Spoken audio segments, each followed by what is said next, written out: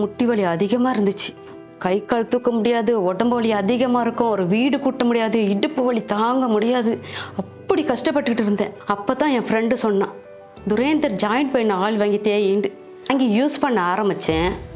அதில் வர்ற உஷ்ணத்தை உணர ஆரம்பித்தேன். அப்போவே தெரிஞ்சிருச்சு, நமக்கும் நம்ம மூட்டுக்கும் ஒரு விடிவு காலம் பிறந்தாச்சு. இப்போ எனக்கு மூட்டு வலியும் குறைஞ்சிருச்சு, உடலும் எடை நல்லா குறைஞ்சிருச்சு. என் வலியெல்லாம் இந்த துரேந்தர் ஜாயிண்ட் பெயின் ஆயில் தேய்க்கும் போது வர்ற புகை மாதிரி காத்தோட பறந்து போச்சு. இதில் ரொம்ப முக்கியமான ஒரு விஷயம் பார்க்கணும். இந்த ஜாயிண்ட் பெயினுங்கிறது மூட்டு அந்த 2 எலும்புனால மட்டும் இல்லை, அந்த மூட்டை ஜாயின் பண்ணுது பாருங்க, குருத்தெலும்பு லிகமெண்ட். இந்த லிகமெண்ட், இந்த மசில்ஸ், இதெல்லாம் தான் இந்த 2 எலும்பை ஒன்றா வச்சுக்குது. இல்லைன்னா அப்படியே விழுந்துருமே. ஒன்றோட ஒன்று அது ஒட்டிக்கிட்டு இருக்கணும்னா அந்த லிகமெண்ட் தேவை.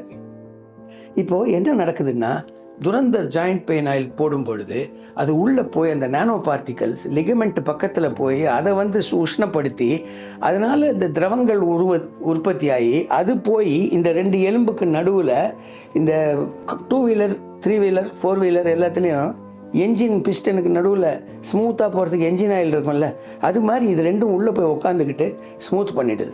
ஃப்யூச்சரில் நம்மளை காப்பாற்றிக்கிறதுக்கு நமக்கு கொடுக்கக்கூடிய இந்த கேப் இருக்குது பாருங்கள், பெயின் ஃப்ரீ கேப், அதை இந்த துரந்தர் ஜாயிண்ட் பெயின் ஆயில் தருது. படிக்கட்டில் ஏறக்கூட முடியாது.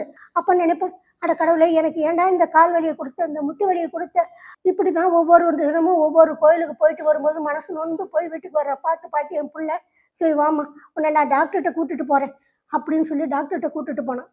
அப்போ ஒரு டாக்டர் என்ன சொன்னார், முட்டு தேஞ்சு போச்சுமா, அதனால் உனக்கு ரொம்ப வலிக்குது, அதுக்கு மருந்து மாத்திரை கொடுக்குறேன். அவரு கொஞ்சம் மருந்து மாத்திரை கொடுத்தாரு, அதை வாங்கி கொஞ்ச நாள் சாப்பிட்டேன்.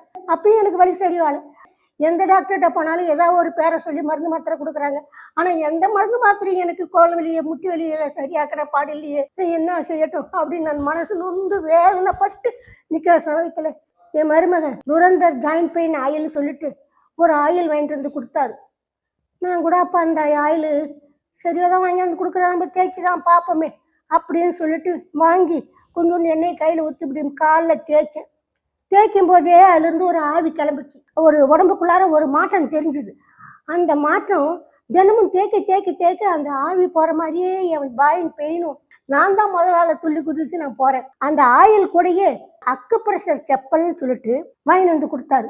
அதையும் சேர்த்து ஒரு நாளைக்கு காலையில் ஒரு 10 நிமிஷம் போட்டு நடக்கும்போது என் உடம்புக்குள்ளார அப்படியே ரத்தம், புது ரத்தம் பாயிற மாதிரி அப்படி ஒரு ஃபீலிங். வேற எங்கேயாவது கொஞ்சம் இந்த வலி இருந்தால் கூட அந்த வலி தெரியாமல் மறைஞ்சு போயிடுது.